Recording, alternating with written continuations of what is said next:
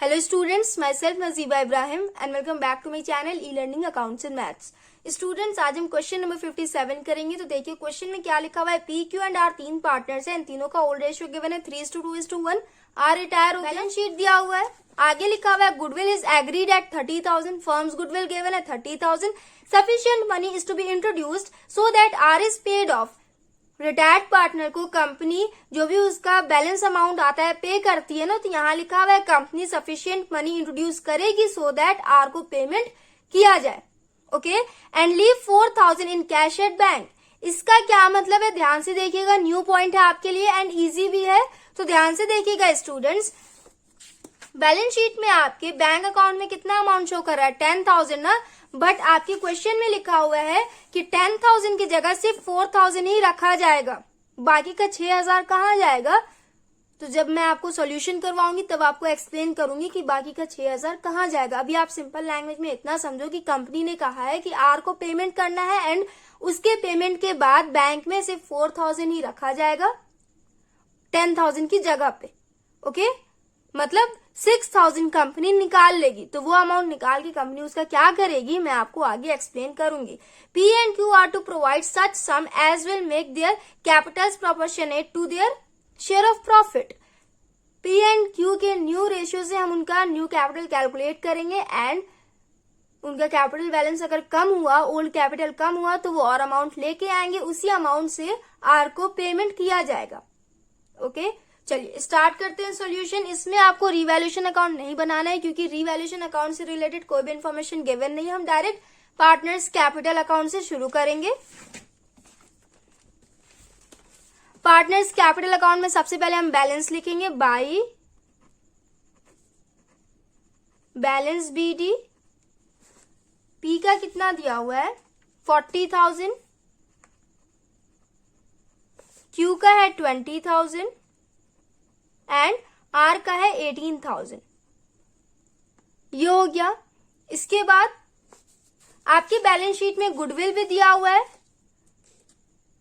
तो जो balance sheet में गुडविल गिवन होता है वो पार्टनर्स के लिए लॉस होता है, उसका जनरल एंट्री होता है old partners capital account debit to goodwill and partners capital account में इसकी एंट्री डेबिट साइड में जाती है क्योंकि पार्टनर्स के लिए वो लॉस होता है। तो 12,000 को हम उनके ओल्ड रेशियो में डिस्ट्रीब्यूट करके डेबिट साइड में लिख देंगे। यहां लिखेंगे to goodwill,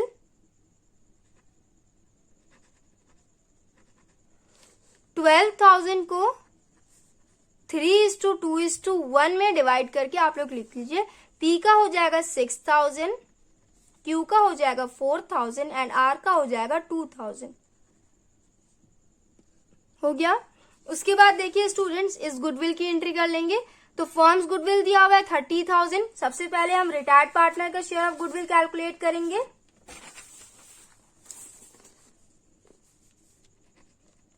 hours share of goodwill is equal to 30,000 into R के शेयर ऑफ प्रॉफिट दिया हुआ है 1/6। ओके, यहाँ हो जाएगा 6 1 6, 6 5 30, 5,000 आया। इसके बाद students continuing partners retired partner compensation पे करते हैं ना, तो कितना कितना पे करेंगे वो हम कैलकुलेट करेंगे। सबसे पहले तो हमें गेनिंग रेशियो कैलकुलेट करना है, तो ओल्ड रेशियो गिवन है आपके क्वेश्चन में 3:2:1। न्यू रेशियो से रिलेटेड कोई भी इंफॉर्मेशन गिवन नहीं है, तो न्यू रेशियो हो जाएगा, आर रिटायर हो गया तो आर के शेयर को हटा देंगे, ये हो जाएगा 3:2। ओके, अब गेनिंग रेशियो कैलकुलेट करेंगे। पहले पी का 3/5 माइनस 3/6, 5 6 30, 5 6 30, 6 3 18 माइनस 6 5 30, 5 3 15, ये हो जाएगा 3/30। क्यू का 2/5 माइनस 2/6, 5 6 30, 6 2 12 माइनस 6 5 30, 5 2 10, ये हो गया 2/30। गेनिंग रेशियो आ गया आपका 3:2। ओके, पी कितना कॉम्पनसेशन पे करेगा 5,000 इंटू 3/5, 3,000 एंड क्यू कितना पे करेगा ये हो जाएगा 2000। इसकी एंट्री हम कर लेते हैं पार्टनर्स कैपिटल अकाउंट में। यहां हो जाएगा बाई पीस कैपिटल, पी कितना देगा 3000 बाई क्यूज कैपिटल, क्यू कितना देगा 2000। हो गया। इस साइड भी इसकी एंट्री कर लेंगे। 2 आर्स कैपिटल, पी ने दिया 3000, क्यू ने दिया 2000। गुडविल की एंट्री तो आपको बनानी आती है ना, आर का इनकम होगा इसलिए इसके इनकम साइड में करेंगे, मतलब क्रेडिट साइड में। पी एंड क्यू का एक्सपेंस होगा, ये लोग पे करेंगे इसलिए डेबिट साइड में इनकी एंट्री करेंगे। पार्टनर्स कैपिटल अकाउंट में इतनी ही एंट्रीज होंगी। अब हम टोटल कर लेंगे 40,000, 20,000 and 18 plus 3 21, 21 plus 2 23।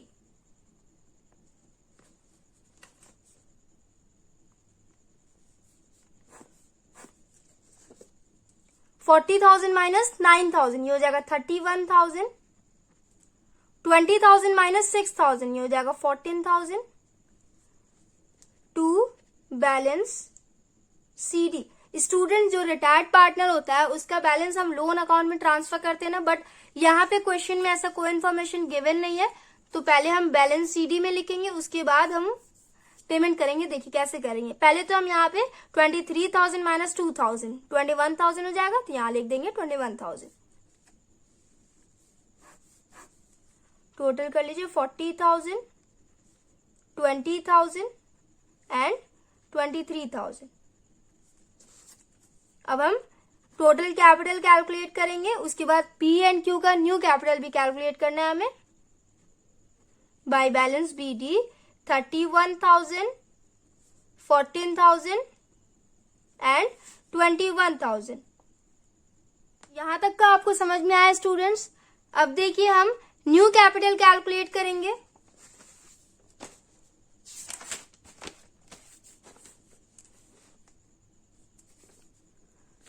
Total capital is equal to P का कितना आया था 31,000, क्यू का आया था 14,000, आर को अभी पेमेंट किया नहीं गया तो आर का भी ऐड करेंगे 21,000। ये हो गया। इसके बाद देखिए स्टूडेंट्स, यहाँ पे जो क्वेश्चन में लिखा हुआ है 4,000 leave 4,000 in cash at bank, इसका क्या मतलब है, इसका क्वेश्चन में क्या रोल है, अब ध्यान से देखिएगा। बैंक अकाउंट में ऑलरेडी 10,000 था, बट कंपनी ने कहा कि 10,000 से डिक्रीज करके बैंक बैलेंस को 4,000 करना है। ओके, 10,000 से बैंक बैलेंस को डिक्रीज करके 4,000 करना है, तो कितने से बैंक बैलेंस डिक्रीज हुआ 6,000 से बैंक बैलेंस डिक्रीज हो गया। कंपनी का एसेट 6,000 से डिक्रीज हो गया। तो ध्यान दीजिए स्टूडेंट्स, जब कंपनी का एसेट 6,000 से डिक्रीज होगा तो उसका इफेक्ट कैपिटल पे पड़ेगा कि नहीं पड़ेगा? पड़ेगा ना। जब कंपनी के बैंक बैलेंस 6,000 से डिक्रीज होगा, कंपनी 6,000 विड्रॉ कर लेगी, तो उस वजह से टोटल कैपिटल पे भी इफेक्ट पड़ेगा, कैपिटल भी 6,000 से डिक्रीज होगा। अकाउंटिंग इक्वेशन में आपने पढ़ा होगा ना, दोनों साइड इफेक्ट होता है। अगर कोई भी एक ट्रांजैक्शन किया जाए तो एसेट एंड लायबिलिटी दोनों साइड इफेक्ट पड़ता है उसका इक्वल इक्वल। तो अगर एसेट साइड में से 6,000 हम विड्रॉ करेंगे तो हमारा कैपिटल पे भी इफेक्ट पड़ेगा। कंपनी में से 6,000 कैश अगर हम निकाल लिए तो कैपिटल भी 6,000 से हमारा डिक्रीज हो जाएगा। तो इसको माइनस करेंगे। देखिए 31,000 प्लस 14,000 प्लस 21,000 ये हो जाएगा 66,000 माइनस 6,000। टोटल कैपिटल आ गया हमारा 60,000। ओके, अब देखिए पी एंड क्यू का हम न्यू कैपिटल कैलकुलेट करेंगे। 60,000 इंटू न्यू रेशियो था उनका 3/5, 60,000 इंटू 2/5, 5 1 5, 5 12 60, 12,000 इंटू 3 हो जाएगा 36,000 एंड ये हो जाएगा 24,000। न्यू कैपिटल आ गया पी का 36,000 एंड क्यू का 24,000। अब देखिए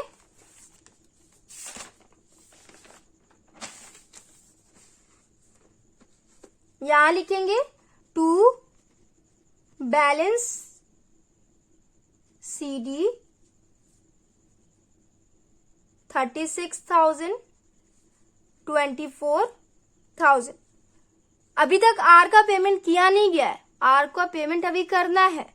तो देखिए पी का ओल्ड कैपिटल कितना था 31,000, न्यू कैपिटल कितना आया 36,000।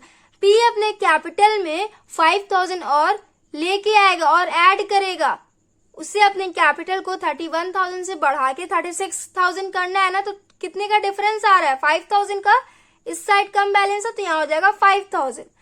एंड क्यू का ओल्ड कैपिटल है 14,000, न्यू कैपिटल है 24,000, 10,000 का डिफरेंस आ रहा है, उसे 10,000 और लेके आना है अपना कैपिटल इंक्रीज करने के लिए। यहाँ हो जाएगा 10,000, आगे हो जाएगा बाई बैंक। यहां तक का समझ में आया स्टूडेंट्स। अब देखिए कुछ कैलकुलेशन मैं करके दिखा रही हूं आपको।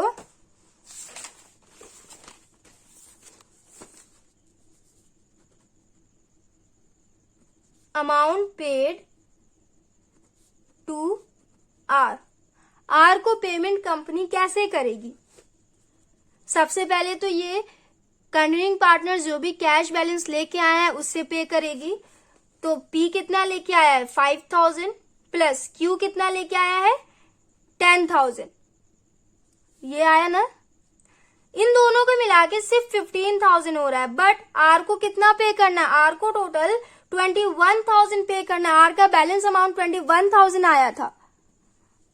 कितने का डिफरेंस आ रहा है देखिए 6,000 का डिफरेंस आ रहा है ना। तो ये 6,000 कंपनी कहां से लेके आएगी। अब आपको समझ में आया, कंपनी ने क्यों कहा था कि कैश बैलेंस को 6,000 से डिक्रीज करना है। वो 6,000 कंपनी बैंक अकाउंट से लेके आएगी और आर को पे करेगी।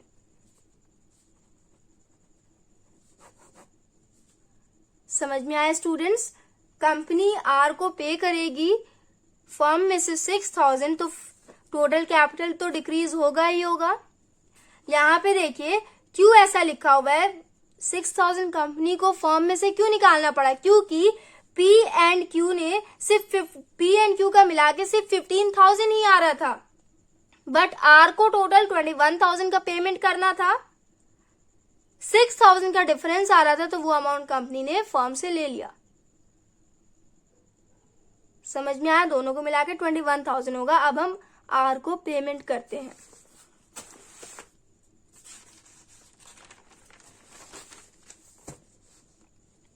यहां लिखेंगे टू बैंक 21,000 हो गया। 36,000, 24,000 एंड 21,000।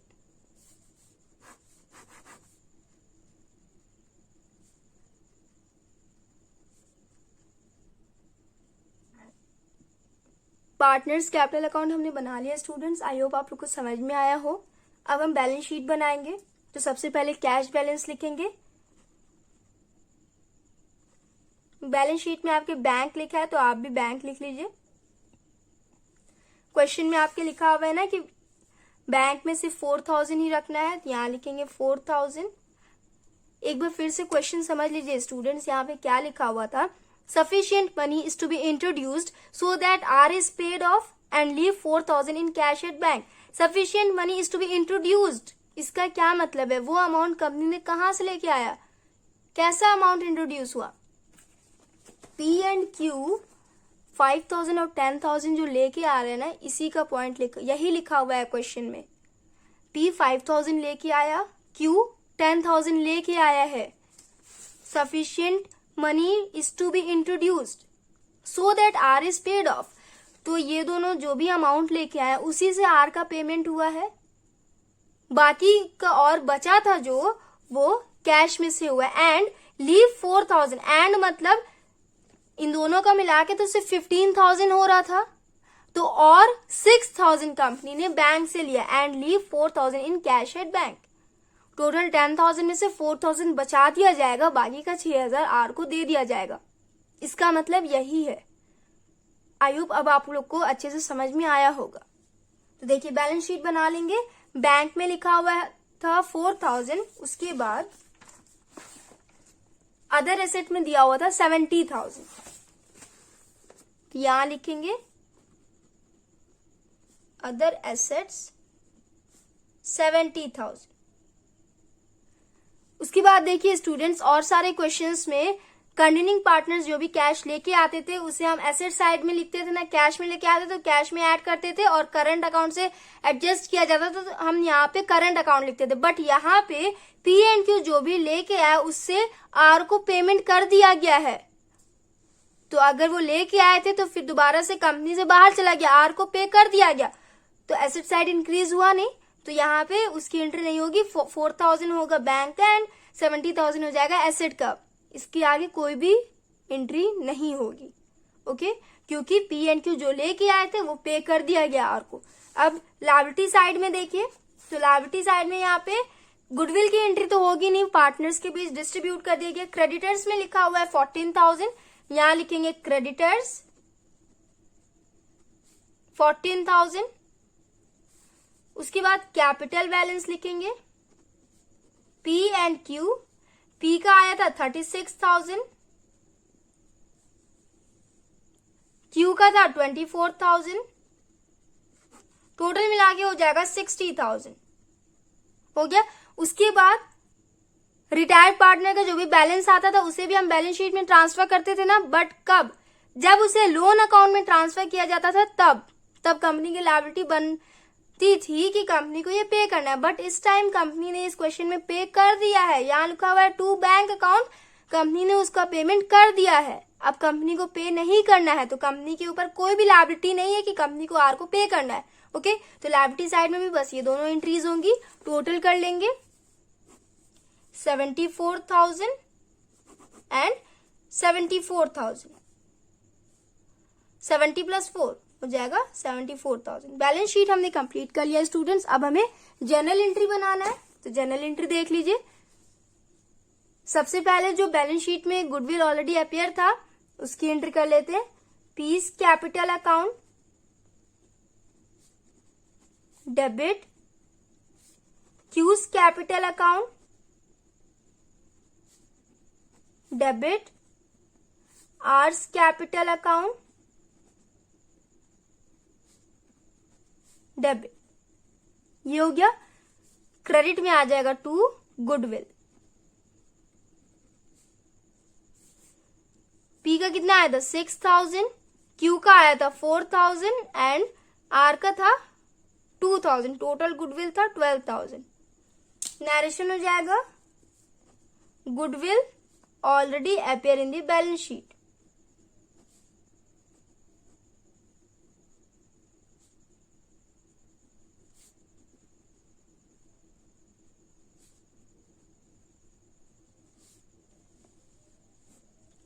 इसके बाद फॉर्म्स गुडविल जो दिया था उसकी एंट्री कर लेंगे। पी एंड क्यू ने जो कॉम्पेंसेशन पे किया आर को, वाली entry P's capital account debit, Q's capital account debit to R's capital account. R का टोटल शेयर ऑफ गुडविल कितना आ रहा था 5,000, पी ने 3,000 पे किया एंड क्यू ने 2,000 पे किया। Share of goodwill transfer to partners' capital account.